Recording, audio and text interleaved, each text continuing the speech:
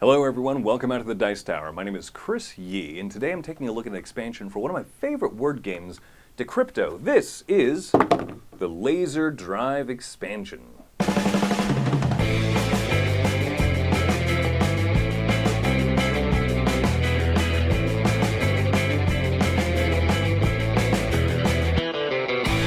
Here's the Decrypto Laser Drive expansion. It's a small box here. It comes with a nice little insert because it's really just this deck of cards, right?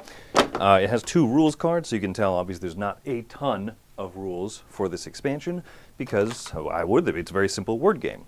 All it really is a deck of category cards. So Decrypto, if you don't know the original rules, go watch the original review done by Z so you can get an overview of how the game works. All this is that the 2 teams have to give clues that match a category. Now, here's an example of a board here, right? So, at least one of the 3 clues that you give this turn has to match this exact category. So when you reveal, hear my words, bribery, squirrel, pizza, elf, right? This one says a category of a celebrity, living. So, I can give 2 normal clues if I want to, but one of them has to, one of the clues I give has to be a celebrity.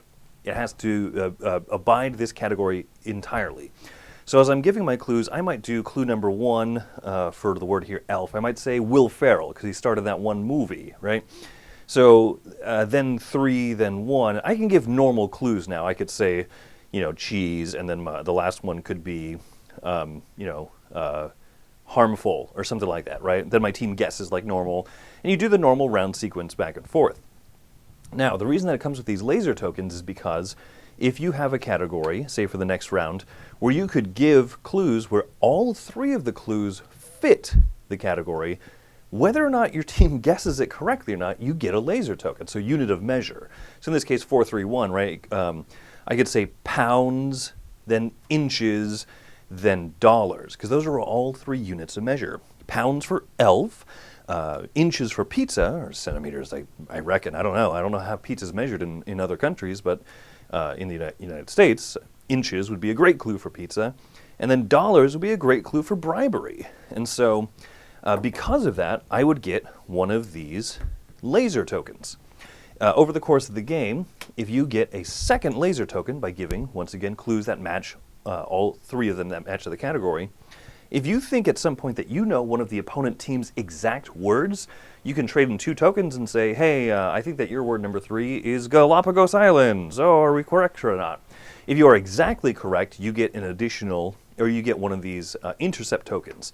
Same thing where 2 intercept tokens wins the game. However, this allows the possibility of maybe getting a 3rd one. That's why it comes with extra, because you might intercept their sequence and then throw down 2 of these to grab a 3rd one, right? And maybe that's because you need, maybe it's 2 and 2 and you want to be able to grab a 3rd one. That's what the laser tokens are for. So that's the Laser Drive expansion for Decrypto. So as I mentioned, Decrypto is one of my favorite word games. I think it's really great. Every time I've taught this to people, they basically say, oh, this is like a more gamery code names or one of those types of, or password, type games and stuff. So I like it a lot. So as a baseline, I give it an 8.5. I really, really, really recommend Decrypto if you've not played it. Now, as for this expansion, adding in more restrictions on a game that's already very tense is interesting, and I think that it works, though. I do like it, right? Because of the requirement that only one of your 3 clues has to fit the category. I think that's done well. I think that is a fun restriction, right? And the categories are good. There's plenty of cards that come in this deck. An animal, a television series, a hobby or a pastime, a meteorological phenomenon or natural disaster. Wordy, but rain, tornado, something found in a hospital, a country, a body part or internal organ, right? Most of these are really good. A few of these are kind of ambiguous at times, like a quality or a flaw. Strangely ambiguous one is a vegetable, because what is defined as a vegetable? There's a lot of table talk about that. Whereas other ones are like a city, that's clearly definable. So I like the categories. I like the idea of restricting that at least one of the clues has to fit the category. It kind of breathes a little bit of different energy into the clue giving round. And I like that. There's a strange phenomenon that happened that I thought was really cool, though, is that during the time when the other players on the teams are waiting for the clue givers to give the clues, what usually happens in Decrypto is you're sitting there trying to find tenuous connections between the clues that you already know about each word, and that's fun, that's cool and all. But what ended up happening was I would sit there, and instead of doing that, I would look at the category for the round, a made-up word or a company or a type of business, a non-fictional business. I would sit there and I think, oh my goodness, they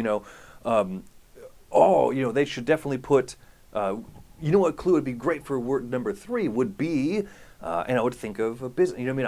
I'm sitting there thinking about this clue restriction that's not for me. It's for the active person giving the clues, and it's not going to be this restriction when it comes back to my turn to be the clue giver.